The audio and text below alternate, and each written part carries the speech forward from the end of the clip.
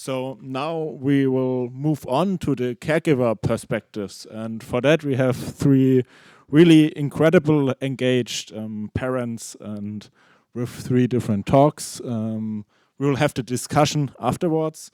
And I think for us researchers, this is a really great opportunity to get an impression on what really matters and which data, which information is needed from us to improve the quality of life of the families.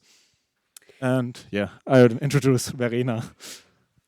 Yeah, I'm president of the German-speaking region, so to say, and yeah, before we are actually talking about like 3 case studies. I'm just gonna give an overview of G15Q in the rare disease context and wrap up at the end.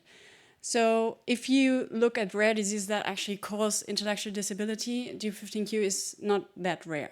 So if you look, for example, at Down syndrome, you have an incidence rate of 1 in 500. And then a rare disease starts with 1 in 2,000, like Fragile X would be a very common rare disease. And then you have ultra-rare diseases that are 1 in 50,000 and can go as rare as 1 in 1 million, for example. So if you look at G15Q, you actually have G15Q here. We are 1 in 15,000. That's actually quite common. And then if you look at the rare diseases, so we have calculated the incidence of the population 1 in 15,000. And here you have, like, these are the biggest European countries. And all those that are in blue are the patient organizations that are here right now. And you would have, just for those countries, we got almost 25,000 patients that are, people that are living with G15Q, but most of them are actually not diagnosed or genetically diagnosed.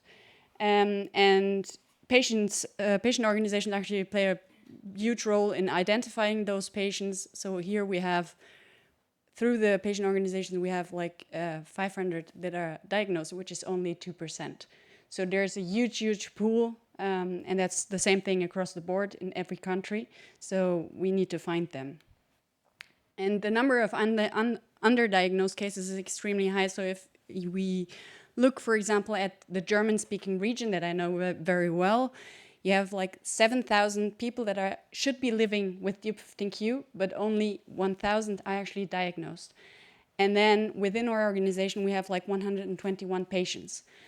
And so there's a huge need for newborn screenings, genetic testing, especially in the intellectual disability and also autism spectrum. So a lot of times we actually have patients that only have an autism diagnosis, and then once epilepsy hits, then they are doing genetic testing. So there's a huge gap that exists to kind of get those patients known.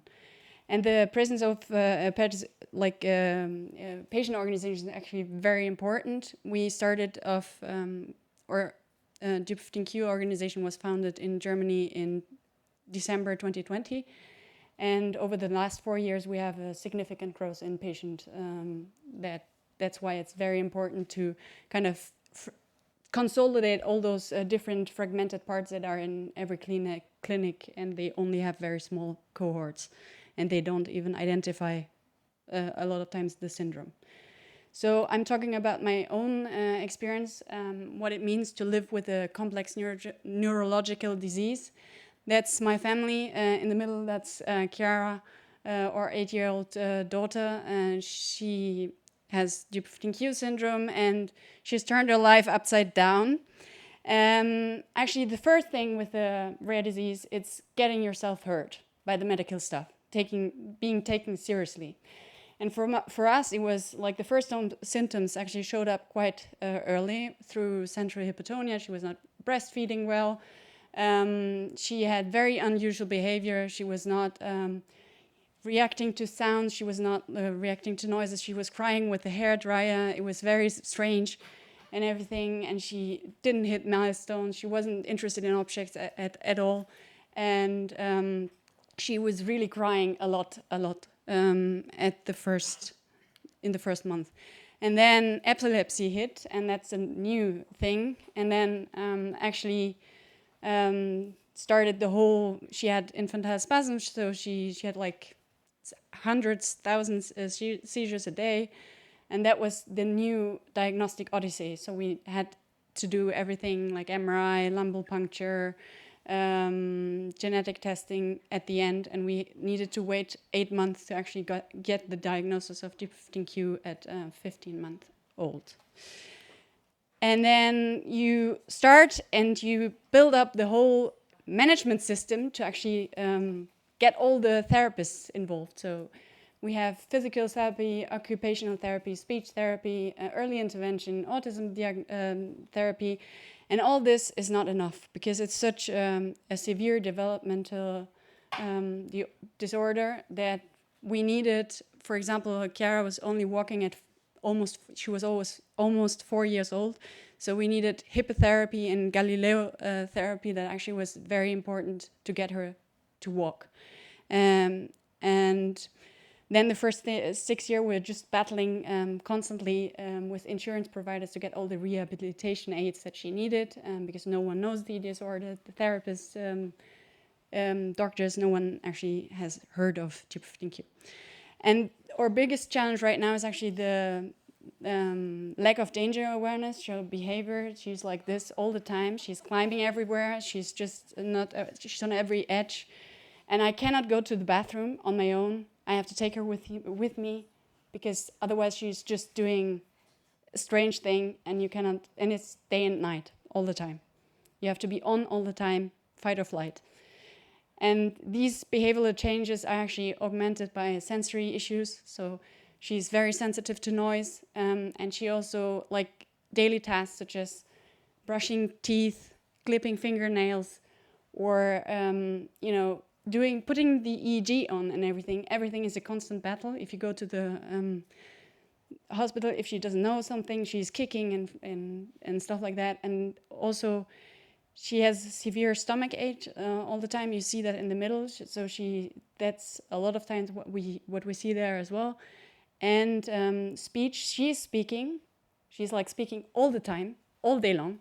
She's singing all day long. She wakes up at night and sings the song as if she were giving a concert and making sure that everyone in the house is actually awake. So that's quite complicated. But but when she's speaking, she's actually just citing all the books from A to Z. She knows like 50 or even more books by heart. And she cannot tell me if she's really thirsty, if she's hungry, if she experienced pain, or emotional upset. So that's quite a challenge. And that means as well that any family outing that we're doing, it has to be her way. And if you're in a store, she takes everything out. Or if you're going for a walk, she sees stones, she wants to sit down, you have to let her. The same thing if you're at a zoo and then you have to go out and there are like stuffed animals and stuff like that. She's like taking out everything. And she's getting heavier and heavier. And if she doesn't want anything, she's just sitting down here and not able to move her. It's impossible, and she's kicking and she has a full-blown meltdown. So with that, I'm going to give over to Margot to talk about this episode.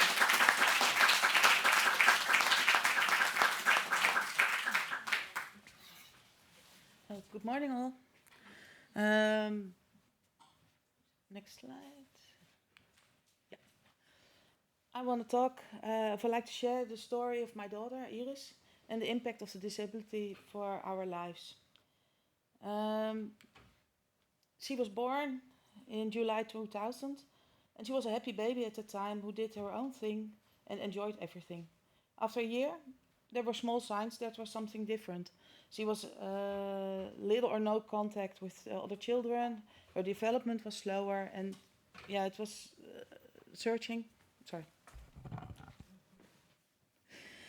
We're searching for issues for what can we do.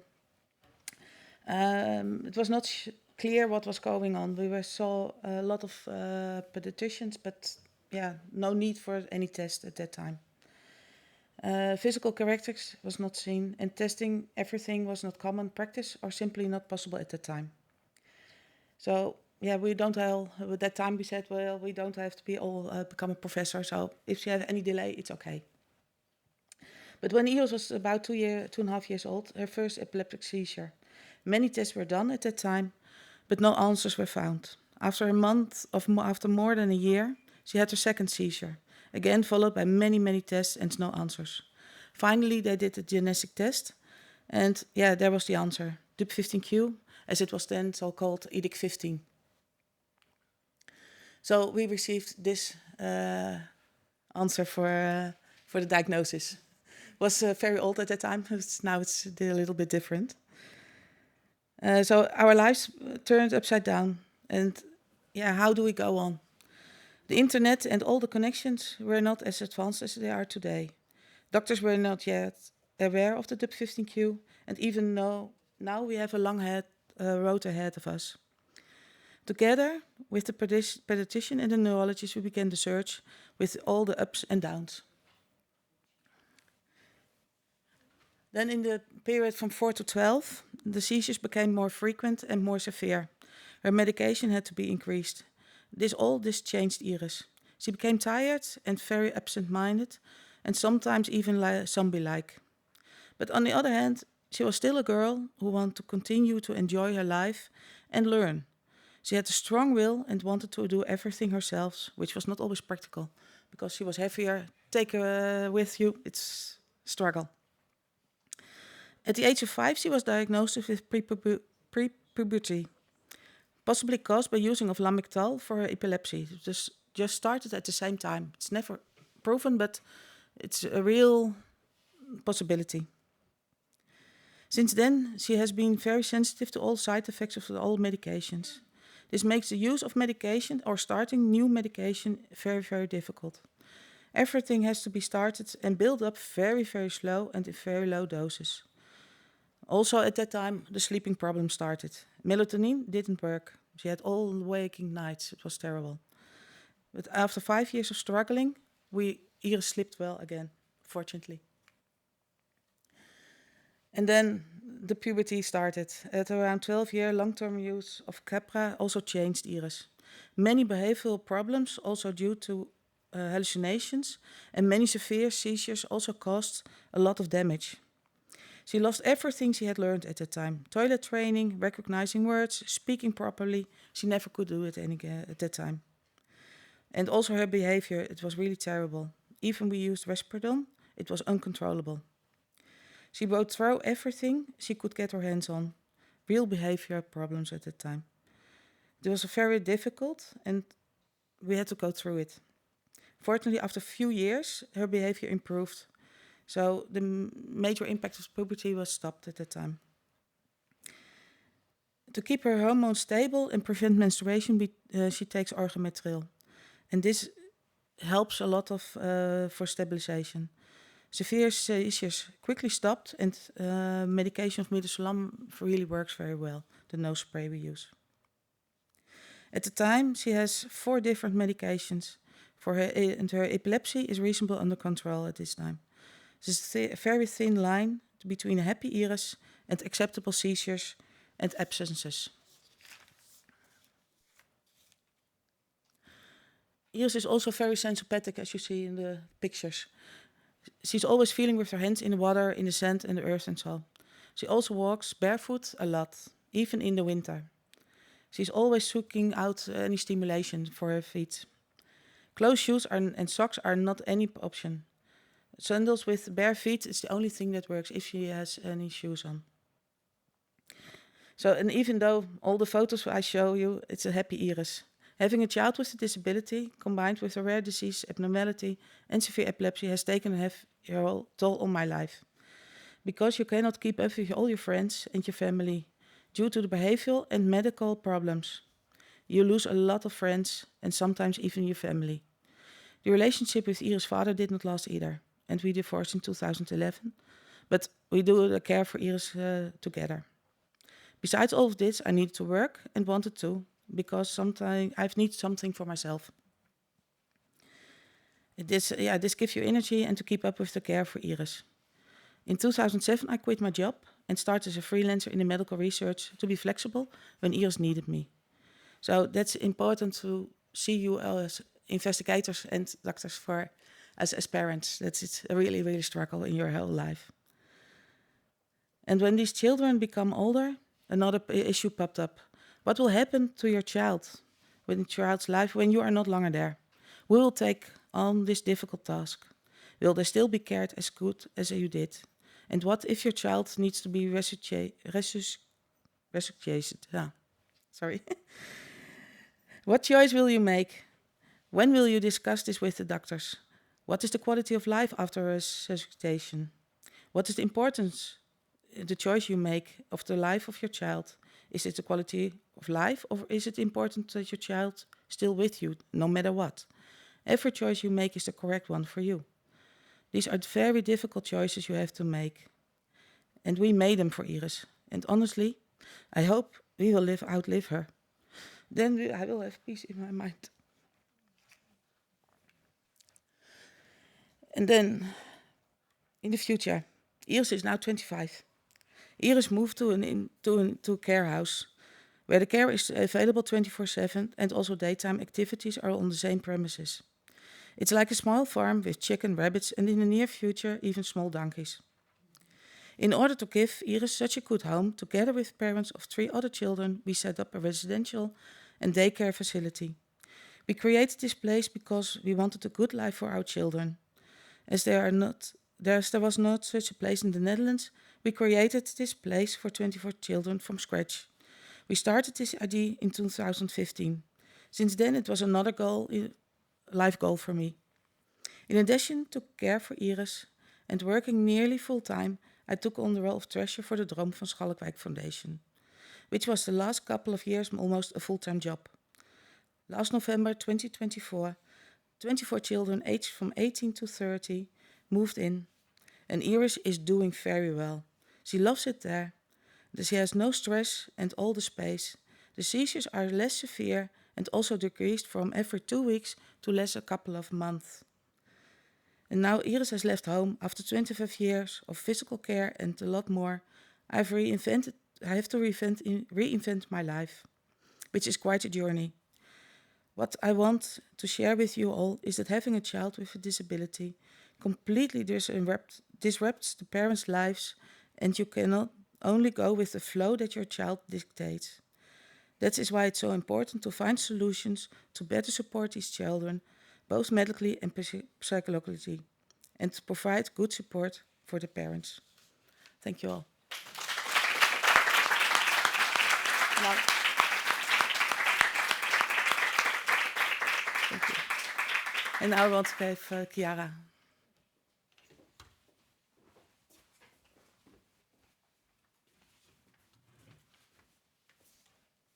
Good morning, everyone. I'm part of the Italian association for DUP 15Q called Non Solo 15. My daughter is this beautiful and crazy little girl. She's Diana, and she's 5 years old. I would like to start from the present and then look back on what these years have meant for me and my family. Today, she has epilepsy under control with only one medication. And I pray every day that epilepsy never come back. We call it the monster. If the monster returns, it wipes out all of our efforts and our smiles. If the monster stays silent, cognitive and behavioral problems remain high, but at least we can live a life away from hospitals. As you can see from the photo, she has a significant laxity and flexibility, which combined with a strong sensory-seeking behavior leads her to take on very original positions. For us, this has become normal, like many other things. But I realized that what is normal for our family is not normal for every other family. For us, it's normal to see her climbing on furniture, banging her head against the radiator to feel the vibrations, or jumping from unlikely heights without any fear. But that's what she is. From one end, she enjoys intense sensations and expresses her energy by screaming most of the day and clapping her hands until they get chapped. From the other, she gets scared when she hears a tiny, fragile voice while trying to say her name or mine, which are the only words she can say, apart from making frog and or sounds. She screams at the sound of the electric toothbrush, and she has an extreme fear of her father's double bass vibrations, but she doesn't even flinch when a door slams, and she won't cry if she scrapes her knee. For us, this means to watch her constantly to keep her from getting hurt. It means never experiencing silence. It means selecting friends and relationships according to those who are able to accept their quirks. And I can tell you, very few stick around.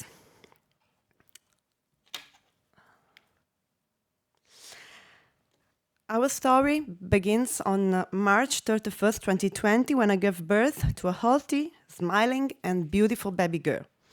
Our story is different from most others because Diana seemed to have no problems. She showed her love for food, her smiles right from the start. Can't think of it, she was already making little squeals back then. She only had a serious hip dysplasia, which could explain a slight motor delay.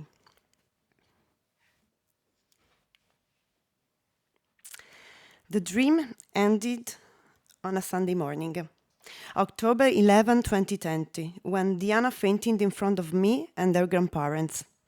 I couldn't help her. All I could do was scream out my pain. That day, my daughter died, and another was born, the one I present to you today. This photo on the left is the last one taken the day before. I had been here since I last looked at her. After that, a new life began for us. The worst memories are from a 2-week hospital staying during the pandemic, just me and her, alone all day, unable to see any of our family, unable to leave the hospital, not even to pray in the nearby chapel. The only conversation were the other mothers. I was overwhelmed by the stories of a sorrow that had become familiar to them, but was still entirely foreign to me. I died there too. I realized I would not be a mother like other mothers, but a caregiver mom, even though I didn't yet fully understand what truly meant. I still wonder today if it was as traumatic for me as she must have felt being suddenly thrown into a reality of hospitals, appointments, injections, blowjobs, tests, cortisone treatment, and heavy drugs. I only know that my 7-month-old baby at this point started to lose her smile and her ability to maintain eye contact. Then the nightmares and hallucinations started, especially at night. Since then, my daughter has never slept well again, waking up constantly at 2 or 3 a.m. with alarming crying fits. Not sleeping has been the most devastating thing for us as a family. Sleep deprivation is a sort of torture. Frustration builds, nerves fray, and exhaustion takes over. Diana still struggles with sleep. Over the years, we have come to understand that there are factors affecting her sleep that we simply cannot control, while others are due to discomfort or pain, things that a non-verbal child can only express through inconsolable crying. The main issues have been GI problems, which are still our ongoing obsession, especially because Diana doesn't chew. In particular, constipation and reflux were so problematic that at first both we and the doctors mistook them for signs of focal epilepsy. Constipation causes her excruciating pain, which we can now recognize by the intensity of her crying. If she skips a day without going to the bathroom, it triggers a family emergency. We have learned to manage this issue, thanks in part to an expert in microbiota, but it requires an almost obsessive attention to her diet. Reflux was more challenging to manage because the medication she was taking were actually making it worse. I remember we used to travel with 3 or 4 changes of clothes because with every sip of water, juice, or milk, she would throw everything up. By improving these aspects, some problematic behaviors also changed and Diana becomes much calmer. However, this means maintaining a strict routine when it comes to her diet. No exemptions are allowed. I realized that in our family there is little room for improvisation. Everything has to be planned and controlled to make sure our time together is peaceful for everyone. Her diagnosis arrived very soon. She was only 10 months old. When we asked, what does it mean for our daughter growth? The answer was, we don't know. We decided we had to be the ones to write our daughter's future, and so we began every possible therapy every therapy that wasn't denied for us: physiotherapy, psychomotricity, and educators specialized in autism, which have become our new family. I specify private educators. In Italy, it's very hard to find OT specialists, and I couldn't access speech therapy because in Italy there is this belief that you need certain prerequisites to access. In other words, you need to be able to speak in order to get speech therapy. I came up against a system. I was like Hulk, you know, a superhero? And now she started an interactive speech therapy. I came up against a system with enormous human capital, but very little funding. Our only rehabilitation ad is this ad that I bought on Amazon.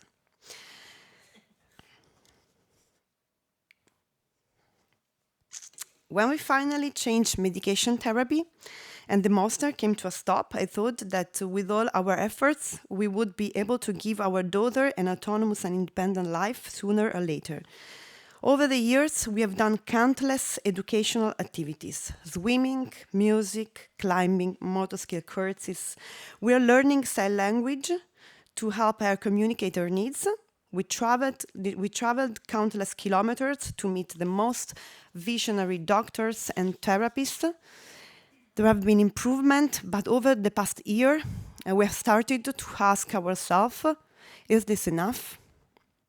It's hard to admit as a mother, but I realize that this is a battle I won't win, at least not alone. I would like to give her an independent life, but I have to settle for helping her gain some basic autonomy, hoping that the monster doesn't come back to destroy all the progresses she makes. Recently, I was asked to say what is the pain for me.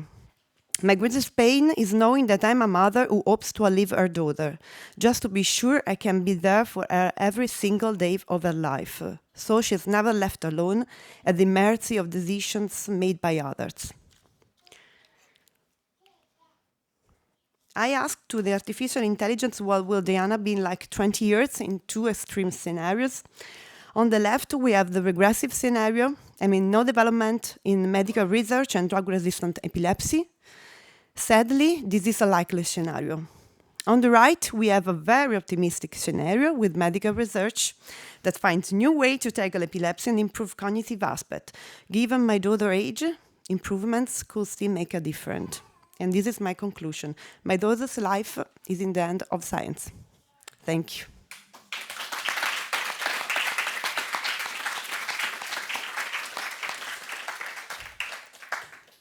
And with that, we're just gonna wrap up our caregiver perspective. Actually, there's a huge urgent need to advance research because it's a frequent rare disease.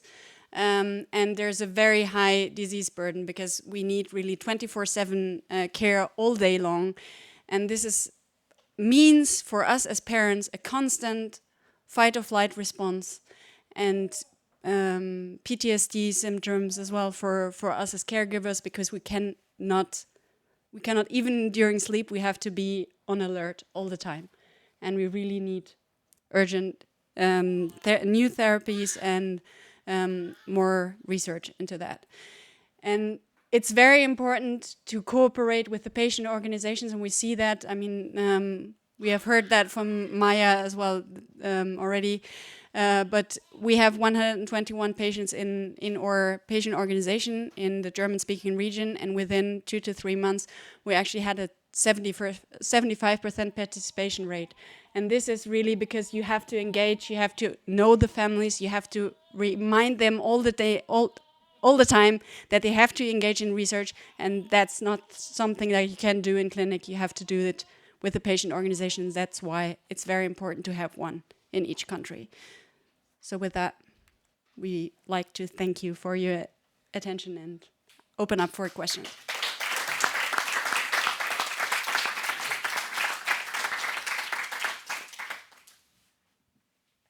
So any questions or comments from the audience?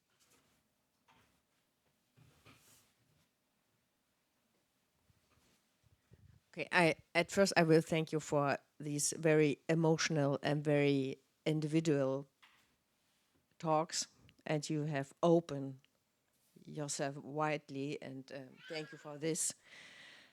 My question is, how do you see your international or European collaboration between these parents' organizations? Do you think there is more room to improve it, or is there some need to do so? Yeah, I think what we have tried to do already, and that's why we are here as well, that we need really to engage on a European level. We have done that last year, and we're talking about different, like there are some organizations in the main countries, and there is a need that we actually work together, and that's what we want to do. I think Margot is gonna have a lot of pressure now to set up a patient organization in the Netherlands, but then there are patient organizations in France and in Spain as well that couldn't come today, but we're in constant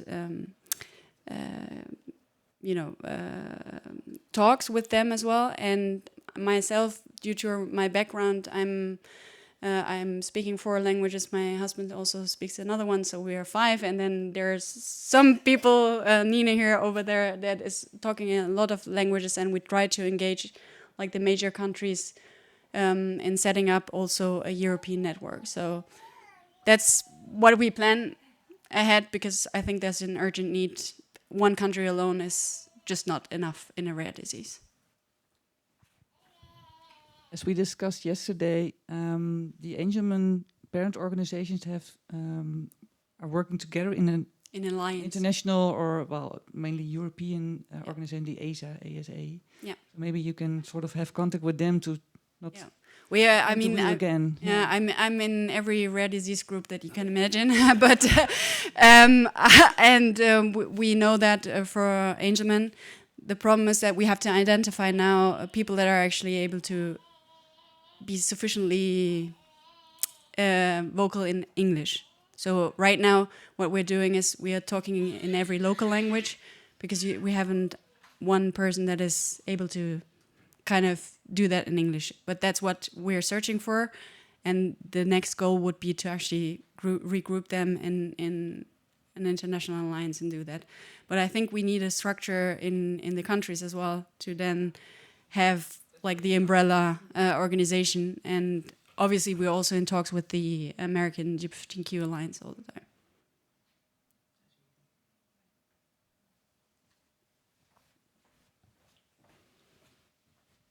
I'm Maren Wenzel from Ulm. Thank you for the 3 impressive presentations. I've got a question from a family. I have a 2-year-old girl in my genetic consultation hour, and the mother asked me, she can't come today, so she asked me if other parents also have the problem with this recurrent bronchial diseases. She has 4 children now. The youngest one is the one with the DAP15. So she's an experienced mother, and that is the first time that she has a girl with such many infections. So is that typical? And what we see that with the families that in the German-speaking region, we see that a lot. That there are a lot of ear infections or even bronchial infections. So that's quite frequent. But I don't know if you have like the data from the registry on the top of your mind. But I think that's something that we see, and I think it's in the registry as well. So we definitely see recurrent infections. It mostly is related to the central hypertonia, so the ability to clear your mucus up, and then you're more vulnerable for bacterial infections, besides all the viral infections that are going around. And we see that as well for like adult patients. The problem is that they actually have a lot of pneumonias, and it's actually getting worse. And that's something, I mean, there are not many adult patients right there because of the problems with systematic testing, but that's what we see. And then regression because of the frequent pneumonias. And there are some severe cases where actually this leads to premature death in childhood already. So it's important to have a pediatrician, but she probably has already to help clear the mucus with salt nebulizers and compression, pap maskers, things like that. Yeah, and sometimes it helps to have antibiotics at a low dose to maintain stability.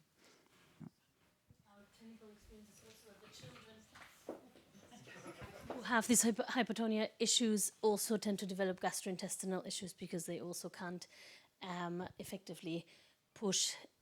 So to be aware for her that maybe she will need a gastroenterologist for her child. I myself, I'm a DACH15Q mother. My daughter is now 13. She's non-verbal. She's normally in very good health, but because when she was younger, she would make like a 40-degree fever in 2 hours. And I found that very, very difficult, but at the end, we always knew there was something and we got it treated. Now she's in puberty and she doesn't do fever anymore. She doesn't have any fever anymore. So she had been not well for a few times. I went to the doctor. You have to have a really good relationship with your doctor, because I go in and my gut says there's something wrong with my child, but there are no clinical signs really. They take some blood and the CRP is like 15. It's not, oh, it's like this. And she has a little bit of a nose going and she has a little bit of this, but as she is nonverbal, it's only me speaking. So I find it very hard because we miss signs. And then we found out that she had a streptococcus, angina streptococcus. I don't know what's it called in English. And then all of a sudden her CRP was 110. So everybody was like, ooh, what's happening? She had antibiotics and she was still not good and she was still not good. And I went back and I said, there's something wrong. And she has a sinusite. But we didn't have any signs. So it's very hard as a mother to be heard. Yeah. And you go in and you say, I know she has to have antibiotics. But then, you pass for a strange mother. But we have to fight and we have to be heard because doctors know things really well, but sometimes mothers know best. Yeah, we have some cases as well where you have an appendicitis that already broke both, and then normally anyone would have punched you in the face, like because of pain, and those children just don't show any pain. So you really have to look for other, like you have to trust the gut feeling of the mother, because a lot of times they do not show any signs of anything being wrong. My question would be, is there seen any facial dysmorphia in all the children? Do you want that? It's very, very subtle, but Maya can answer that better. So as a clinical geneticist, I'm working with faces. Many times I would say I can't recognize it from the face. It's all together. But yeah, sometimes there are some features, but this is muscular hypertonia in the face. This is recognizable. Some parents told me that there's something on the hands. I never have seen this. So I would say from the face, you can't see this. Just like the button nose and epicantic eyes and like the ears are a little bit, but this is so subtle that.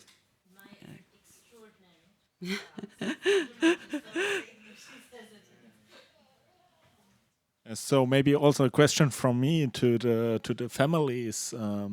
Maybe what are the things you wish the research should do? So which data is the most important for you? Behavior.